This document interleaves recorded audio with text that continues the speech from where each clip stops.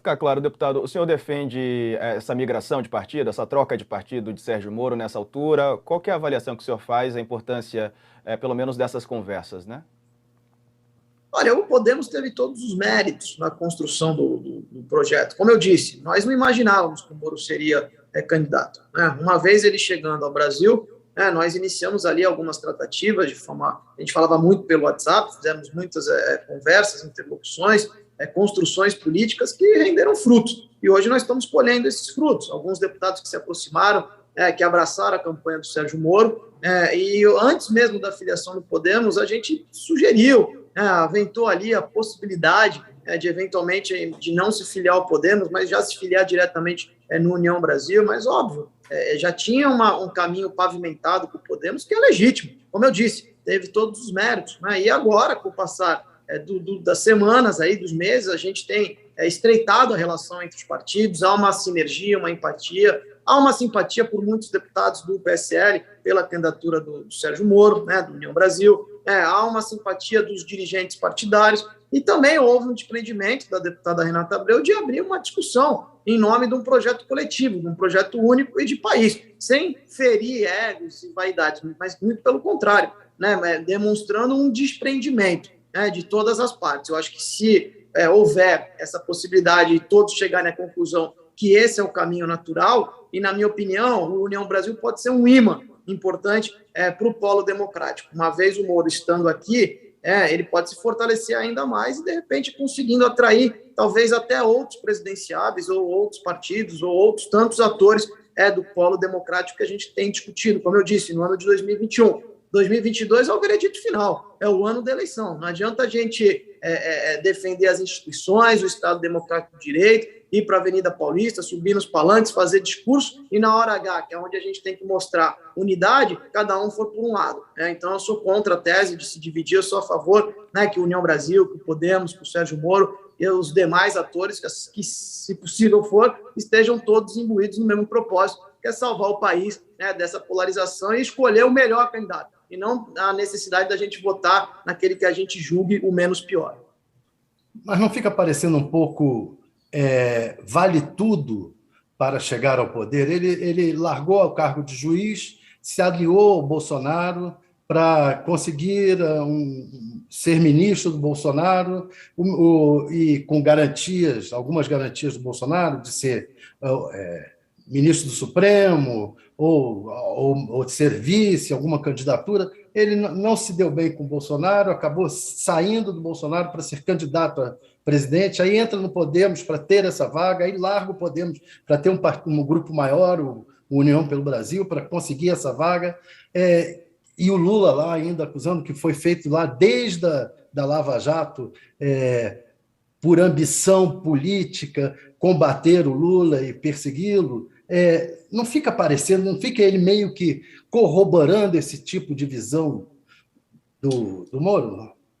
Pelo contrário, acho que o vale tudo seria se ele tivesse permanecido no governo Bolsonaro e ter se submetido aos assédios morais que o governo, o entorno do Bolsonaro, tentaram submetê-lo, inclusive oferecendo vaga no Supremo Tribunal Federal, e o Moro não tinha mais a estabilidade de cargo de juiz, enfim, já não tinha mais a segurança financeira que um concurso público acaba oportunizando para um cidadão, e que nem ele, que estudou, se preparou, que foi um juiz digno, que cumpriu a sua obrigação. Agora, essa questão do União Brasil com o Podemos, já há uma sinergia, nós conversamos e trabalhamos em conjunto, muitas das frentes de ambos os partidos, e construindo, inclusive, a possibilidade aventada inicialmente era do União Brasil indicar o candidato a vice, até cogitamos aí, e ficou pacificada essa construção com relação ao nome do presidente Luciano Bivar.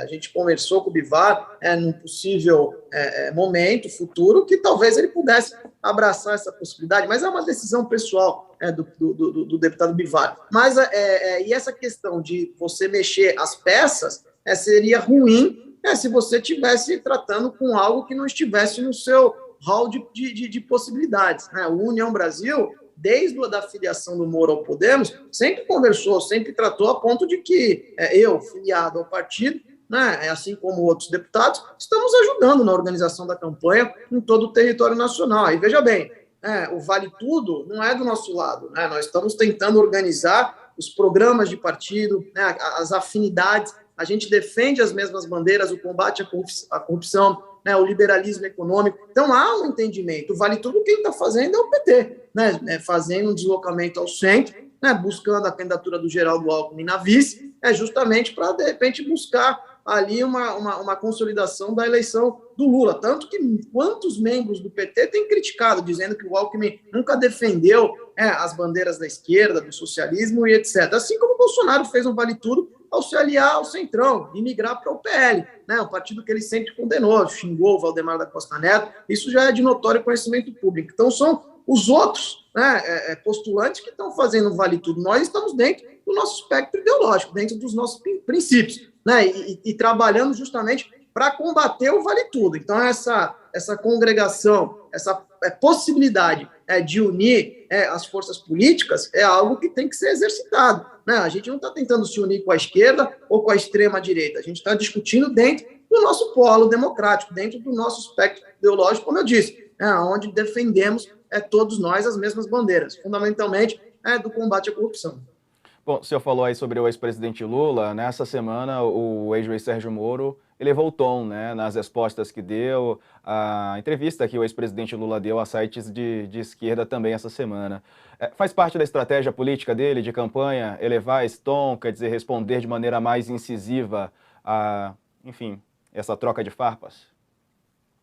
Acho que isso é muito da personalidade do candidato, né? Você não pode ficar sendo atacado, e uma mentira, quando ela é contada 100 vezes, ela vira uma verdade. Você tem que contragolpear, você tem que reagir e elucidar os fatos, né? Na verdade, o bandido é quem está do lado de lá, não somos nós, não é o Moro. O Moro, ele condenou os bandidos, ele colocou os bandidos na cadeia. Houve sentenças, né? Quantos tribunais julgaram a condenação desses políticos ao qual desviaram recursos dos cofres públicos, houve delações premiadas, houve devolução de dinheiro para o orçamento público brasileiro. Então, o que a gente tem para os cofres públicos, lesando, a população foi lesada em última análise? Então, o que nós temos que fazer? Reestabelecer a verdade. O Moro, sim, precisa se posicionar e tem demonstrado aí grande coragem nos seus posicionamentos, não se acuando em hipótese nenhuma, até porque quem não deve, não teme. Quem deve são os demais, e não o Sérgio Moro.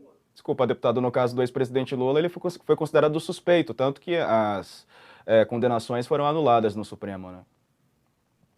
Não entendi a tua pergunta. Não, no caso do ex-presidente Lula, o ex-juiz Sérgio Moro foi considerado suspeito, as condenações foram anuladas, né? Sim, mas o Lula não foi considerado inocentado, né? Houve uma questão de mudança de distância, de julgamento, mas em nenhum momento o STF, o Supremo Tribunal Federal, falou que o Lula é inocente, né? E é um erro, na minha opinião, né? Isso é um erro crasso.